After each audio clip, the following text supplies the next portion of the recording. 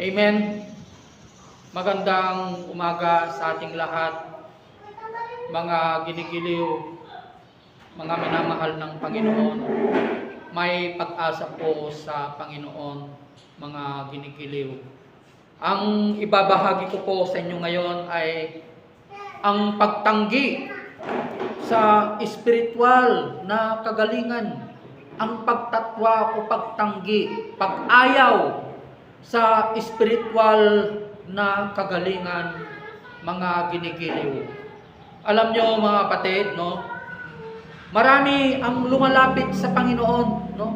Ang daming lumalapit sa Panginoon dahil ang gusto nila, no, ay ang kanyang pagpapala. Lumalapit lang sila dahil sa material na bagay. Dahil sa pagpapala, mga kapatid, no?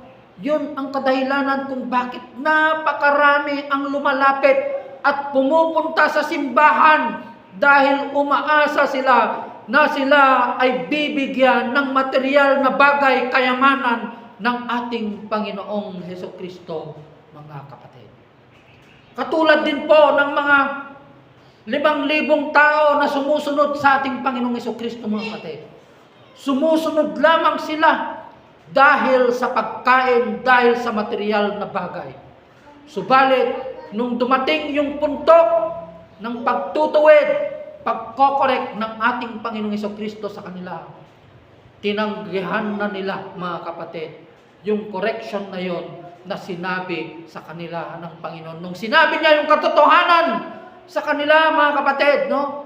Nung tinanggihan na nila yung katotohanan, isa-isa silang nagsialisan, mga kapatid. At ang naiwan lamang ay yung mga tinawag ng ating Panginoong Hesukristo, ang kanyang 12 alagad, mga kapatid. Kaya yun ang kadahilanan kung bakit napakarami ang lumalapit. Gusto lang nila yung himala. Diba? Gusto lang nila yung material blessing na galing sa ating Panginoong Hesukristo, mga kapatid. Diba? Paano ibibigay ng Panginoon yung pangangailangan natin, mga kapatid, kung hindi naman natin hinahanap ang kanyang katuwiran, the righteousness of God? Diba? Katulad ng sinasabi niya sa Matthew 6:33, seek first the kingdom of God. Diba? Hanapin muna natin yung kaharian ng Diyos at ang kanyang katuwiran and His righteousness, and everything will be added unto you. Pero ano ang hinahanap ng tao? They are seeking the blessing of God instead of His righteousness. Hindi yung kanyang katuwiran ang kanilang hinahanap, kundi ang hinahanap nila ay yung material blessing na galing sa ating Panginoong Hesukristo, mga ginigiliw, mga kapatid. Kaya nga sabi niya sa Matthew 6:31 and 32, no? Sabi niya dito, kaya't huwag na kayong mag-alala, sabi niya, di ba? Huwag na kayong mag-alala, sabi niya, mga kapatid, no? Na baka kayo kapusin sa pagkain o inumin o damit. Huwag kayong mag-alala na kayo ay kapusin sa pagkain, sa inumin o sa damit. Sabi niya, mga kapatid, no? Hindi ba ang mga hentil, ang mga nababahala tungkol sa mga bagay nito, ang mga nababahala lamang sa mga bagay nito ay yung mga hentil, yung walang kinikilalang Diyos, mga kapatid. Ito yung mga hentil, walang pananampalataya sa Diyos, ang ibig sabihin, mga kapatid. Diba? Sila lamang ang napabahala sa mga bagay na ito. Diba? At sabi niya dito, alam na ng inyong Ama, alam na ng inyong Ama ang iyong pangangailangan. Alam na ng inyong Ama na nasa langit ang kailangan ninyo ng lahat ng ito. Alam na ng Diyos ang lahat ng pangangailangan natin, mga kapatid. Kung tayo po, inuuna po natin na hinahanap ang kaharian Ano ba yung kaharian ng Diyos na sinasabi dito? Ang kaharian ng Diyos na hinahanap natin ay walang iba kundi ang ating Panginoong Jesucristo. Jesus Christ is the kingdom of God and His righteousness. Yung kanyang katuwiran, yung kanyang pagka-Diyos, the deity, the divinity of God, of Christ, the divinity of Christ in our life, to live like Jesus. Mga kapatid, di ba? Yun ang gusto ng Panginoon, mga kapatid. Di ba? Nahanapin natin ang pagka-Diyos ng ating Panginoong Jesucristo, the divinity of Christ, sa pamamagitan ng ating pamumuhay. Mamuhay tayo na may katuwiran, katulad ng ating Panginoong Jesucristo. We live like Christ and His righteousness and everything, lahat ng pangangailangan natin, hindi na natin ito kailangan panghingin. Hindi na natin kailangan pang manalangin, Lord, kailangan ko ng sasakyan, kailangan ko ng bahay, kailangan ko ng material na bagay. Alam na ng Diyos, alam na ng Panginoon kung ano yung kailangan natin, yung pangangailangan natin. Di ba? Yung pagkain natin. Di ba? And everything will be added unto you. Sabi po ng ating Panginoon, mga kapatid. Mga ginigiliw, no? Ang ibabahagi ko po sa inyo ngayon, katulad ng sinabi ko po sa inyo kanina, ay ang pagtanggi, pagtatwa, pag-ayaw, the rejection of spiritual healing, pagpapagaling, pag-ayaw, rejection of spiritual healing, mga kapatid. No? Katulad ng sinabi ko sa inyo kanina, lumalapit lang sila dahil sa material na bagay. At dito iikot ang ating pag-aaralan ngayon patungkol sa isang tao na tinanggap niya ang physical na kagalingan. Subalit, mga kapatid, tinanggihan niya yung kagalingan, yung spiritual, yung kaligtasan ng kanyang buhay at kaluluwa. Mga kapatid. Diba? Tinanggihan niya po, mga kapatid. Ito po ay matatagpuan sa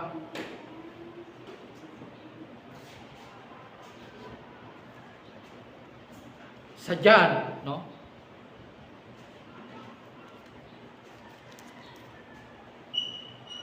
Ito yung pagpapagaling ng ating Panginoong Jesucristo sa isang lugar sa Bethsaida, no? Bethsaida, mga kapatid, no? Sabi niya dito sa John 5, no? Sa lungsod na ito, malapit sa pintuan ng mga tupa, ay may malaking imbakan ng tubig na may 5 portiko. Kung tawagin ito sa wikang Hebreo ay Bethsaida. Parang swimming pool po ito. Na kung saan yung lugar na ito, yung parang swimming pool na ito, nakapaligid ang napakaraming may mga sakit na iniinda, mga kapatid. At kabilang dito, ang isang mama na 38 taon nang may karamdaman. Diba? 30 taong may karamdaman siya ay isang paralyzed. No? So much of his time, no, is taken up with that place, no? Andun lamang siya, naghihintay daw ng paggalaw ng tubig. Ng portiko na yon, or yung swimming pool na yon, na pag ginalaw daw ng anghel, mga kapatid, yung tubig na yon, na yung unang lulusong, ay gagaling. Alam nyo, yung kaisipan ng mga taong nandito sa paligid na ito, mga kapatid, no? Ito ay superstitious belief lamang. Imagine that, no? 38 years of spending time with that place. Ibinigay niya ang kanyang pananampalataya sa swimming pool na yun na pag gagalawin daw ng anghel, gagaling daw siya, mga kapatid. No? Imagine that, kung talagang gumaling siya, napakaraming taon na, yung 38 taon na ginugol niya sa panahon na yon, sa paghihintay ng paggalaw ng tubig na yon, bakit hindi pa rin siya gumagaling, mga kapatid? No? Alam nyo, Perhaps, nung wala pa ang presensya ng ating Panginoon, nung hindi pa nagkatawang tao ang Espiritu ng Diyos sa ating Panginoong Jesucristo, marahil, pwedeng mangyari yun. Pwede pong mangyari yun na gagamitin po ng ating Panginoong Diyos ang swimming pool na yun, na sino mang pupunta doon ay pwedeng pagagalingin ng ating Panginoong Diyos, mga kapatid. Subalit, nung dumating ang ating Panginoong Jesucristo 33 years ago sa lugar na yun, mga kapatid, no? 33 years ago, yung kapangyarihan ng swimming pool na yon, yung Bethsata na yon, wala na yon, sapagkat yung kapangyarihan ng Diyos ay nasa ating Panginoong Jesucristo na. The power of God is already with Jesus Christ. Nasa ating Panginoong Jesucristo na. Nasa Kanya na yung kapangyarihan ng covenant, act of covenant, yung kapangyarihan niya na nasa loob ng what do you call that? Yung ginawa nilang yung Ark of the Covenant, hindi. Yung tolda, mga kapatid, no? Na nandoon sa kabanal-banalan, mga kapatid. Nawala na yung kapangyarihan ng Ark of Covenant na yun. Kasi lahat ng pumapasok doon, ang pwede lang pumasok noon ay walang iba kundi yung pari, pinakapunong pari. 1 taon lamang siyang mag-alay ng dugo, magwisik ng dugo para sa kasalanan ng tao. Sinadyang kasalanan or di sinasadyang kasalanan, minsan lamang 1 taon. Na pag mali ang pagpasok doon ng sino man, pinakapunong pari, mamamatay, mga kapatid. Diba? Siya po ay mamamatay, mga kapatid. Kaya, nung dumating ang ating Panginoong Jesucristo, mga kapatid, nawala na po yung kapangyarihan. Nawala na yung kapangyarihan ng Ark of Covenant na yun nung ipinanganak ang ating Panginoong Jesucristo, mga kapatid. Bakit? Bakit nawala?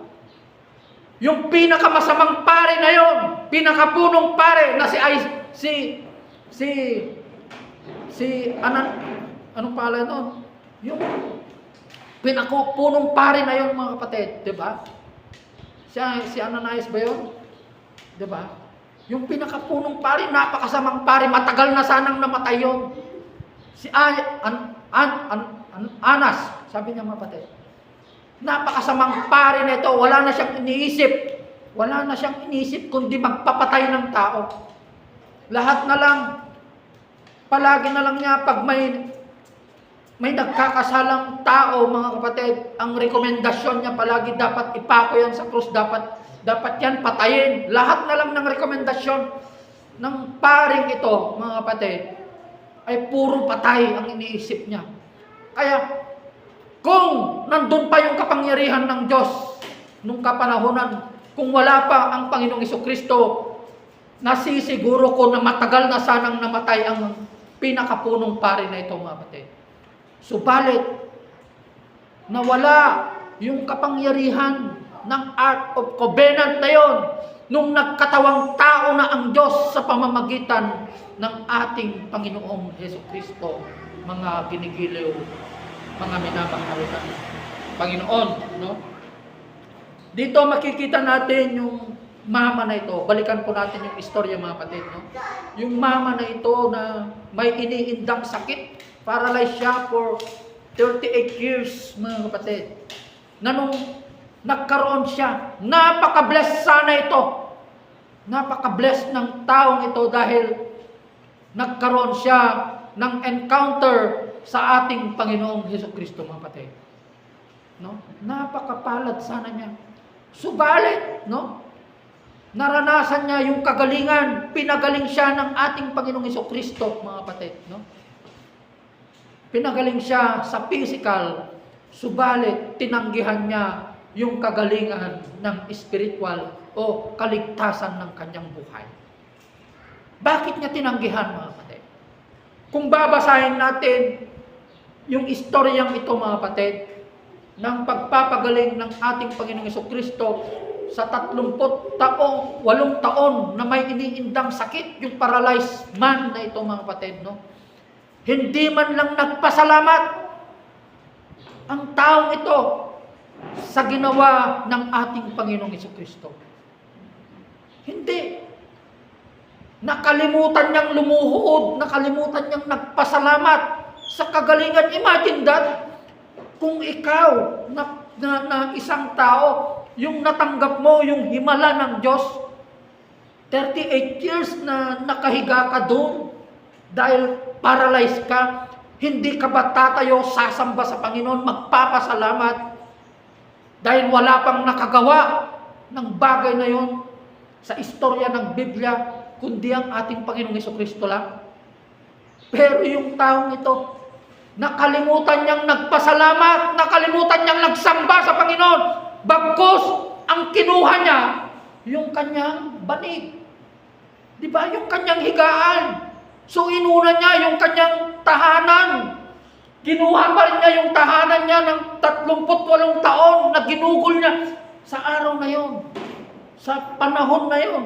Bagkus dapat, kapatid, ang sinunod niya, dapat sinunod niya ang ating Panginoong Jesucristo upang sa ganoon magkaroon ng kagalingan, pagbabago ng kanyang buhay. Subalit, karga-karga pa rin niya, no?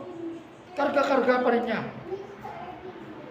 Buhat-buhat pa rin niya ang kanyang higaan, no? So, andun pa rin yung kasalanan, buhat-buhat pa rin niya yung kasalanan na yun. Di ba? Yung mga nakaraan niya, andun pa rin, buhat-buhat pa rin niya. Kaya hindi siya nakakapag-step forward. Kasi, ang iniisip pa rin niya, yung nakaraan ng kanyang buhay. Ganon din po ang isang nagsasabing Kristiyano, mga kapatid. Kung bakit sila hindi umaangat spiritual, kasi palagi silang nakatingin sa kanilang nakaraan. Their circumstances, their trials. Kaya hindi sila umaangat. Hindi sila nagmamature sa salita ng Panginoon, mga kapatid, no? Christian baby pa rin sila. Marami sa mga ganon sa loob ng iglesia, hindi sila lumalago. Dahil hawak-hawak nila ang kanilang banig, ang kanilang higaan, katulad ng mamang ito na ginugol niya ng 38 taon.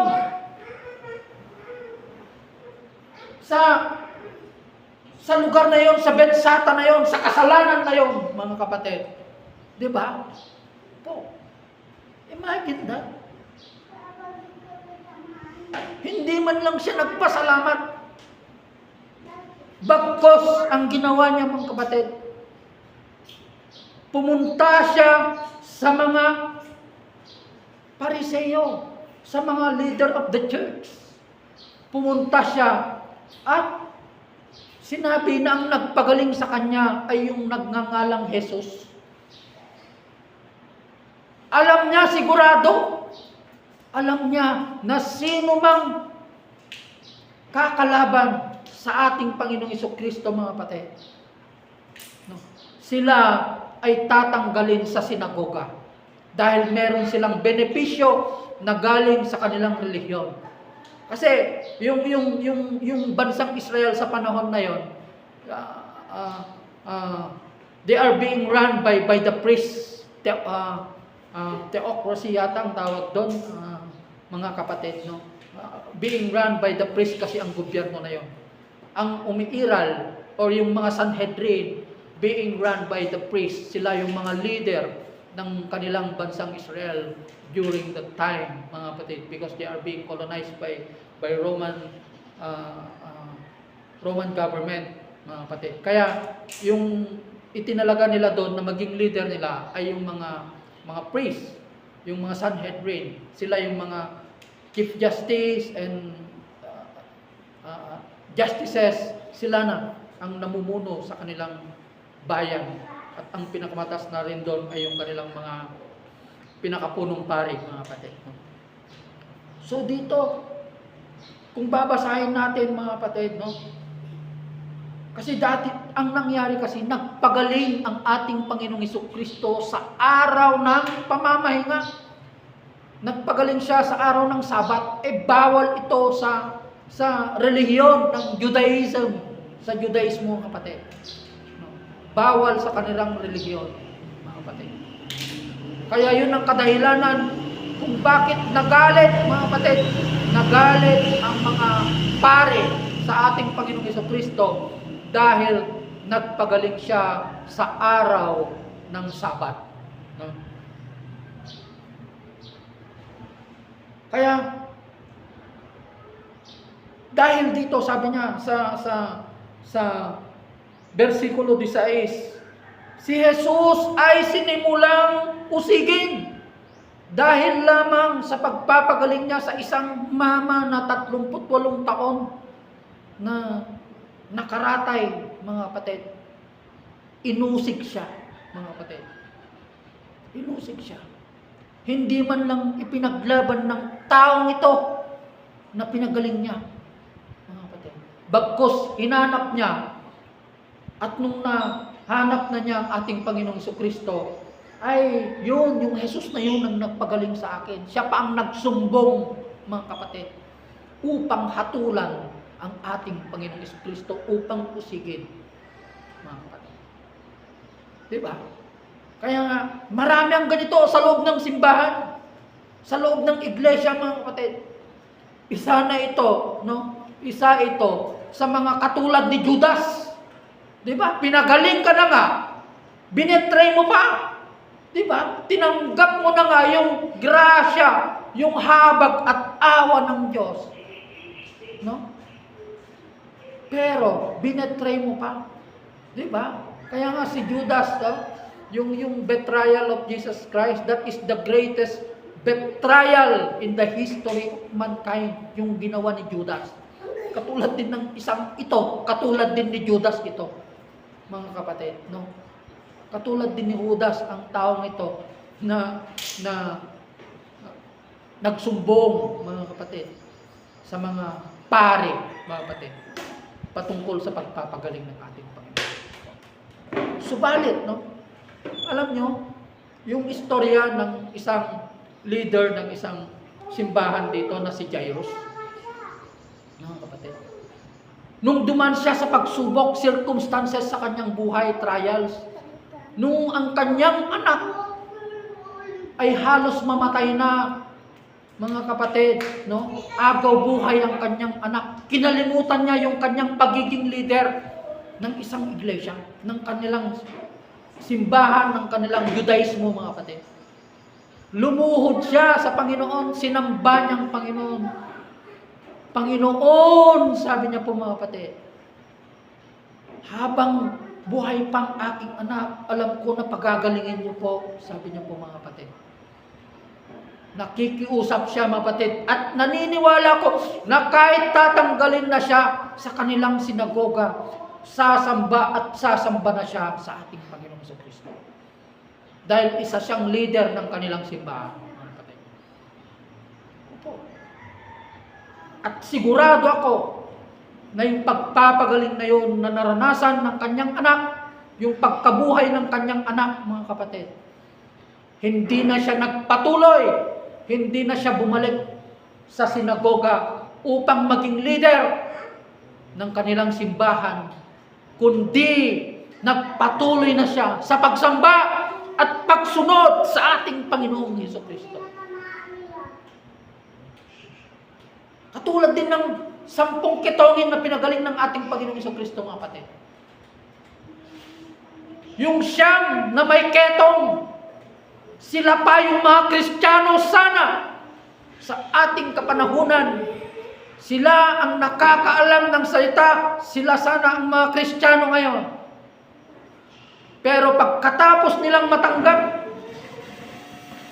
yung kagalingan, mga kapatid, spiritually, mga kapatid, no? Nung natanggap nila yung physical na kagalingan sa ating Panginoong Jesucristo, hindi na sila bumalik upang magpasalamat sa ating Panginoong Jesucristo. Sino yung bumalik, mga kapatid? Ang isang bumalik ay isang hentil, isang Samaritanong tao. Siya ang bumalik, nagpuri, lumuhod, sumamba sa ating Panginoong Jesucristo, mga kapatid. Diba? Siya lamang, iisa lang, mga kapatid. Diba? Katulad din po ng istoryang ito sa tagpong ito, mga kapatid, na ginawa ng isang mama na ito. Alam nyo, yung mama na ito, yung 38 years, naniniwala ako na ito ay Kristiyano rin sana ngayon sa kapanahonan natin. Isa rin Kristiyano ito. Meron siyang sakit, spiritual. Mga kapatid, subalit, mas pinili niya yung pagpapalang material, yung physical na kagalingan. Hindi niya inisip yung kanyang kaluluwa, yung kaligtasan ng kanyang kaluluwa. Mga kapatid, marami ang ganoon, mga kapatid. Marami ang pumapasok sa loob ng simbahan dahil ang hinahanap lang nila yung material na bagay sa ating Panginoong Jesucristo. Mga kapatid, katulad ng sinasabi ko po sa inyo kanina, mga kapatid. Diba? Unahin muna natin hanapin, diba, ang kaharian ng Diyos. Seek first the kingdom of God. Hanapin natin ang kanyang kaharian. Ano ba yung kaharian ng ating Diyos? The kingdom of God is Jesus Christ. And His righteousness, the divinity of Christ, yung pagka-Diyos ng Diyos, pagka-Diyos ng ating Panginoong Jesucristo. At kapag nasumpungan po natin ang ating Panginoong Jesucristo sa ating buhay, mga kapatid, tatanggapin po natin ang kanyang grasya, ang kanyang abag, ang kanyang awa, ang kanyang banal na Espiritu, ang ating kaligtasan ng ating buhay at kaluluwa. Mga ginigiliw, mga minamahal ng Panginoon. Mga kapatid, kaya huwag nating tularan yung mamang ito na hindi man lang siya nagpasalamat sa Panginoon despite yung kanyang kalagayan na 38 taon na nakaratay dahil sa kasalanan, mga kapatid, na nung nakilala niya ang katotohanan, tinalikuran niya ang ating Panginoong Jesucristo, mga kapatid. Tinalikuran niya yung kagalingan na yun. Natatanggapin din sana niya yung kanyang kagalingan spiritual. Kaya pinagsabihan ng Panginoong Jesucristo alam na niya Basahin natin, dito ako magtatapos, mga kapatid. Sabi niya dito sa Juan 5:14, pagkatapos nito, nakita ni Jesus sa loob ng templo ang lalaki at sinabihan itong. So, yung taong ito, pumapasok din religyoso kasi nasa loob siya ng templo Nasa loob siya, religious ito.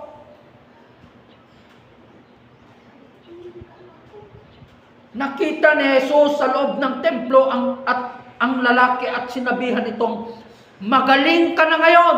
Magaling siya sa physical. Huwag ka nang gumawa ng kasalanan. Huwag ka nang gumawa ng kasalanan. Ibig sabihin ng ating Panginoong Jesucristo, huwag ka nang bumalik doon sa pinanggalingan mo. Pinanggalingan mo na Bethsata, dahil yun ay sumisimbolo ng kasalanan ng tao. Diba? At baka mas masahol pa riyan ang mangyayari sa'yo.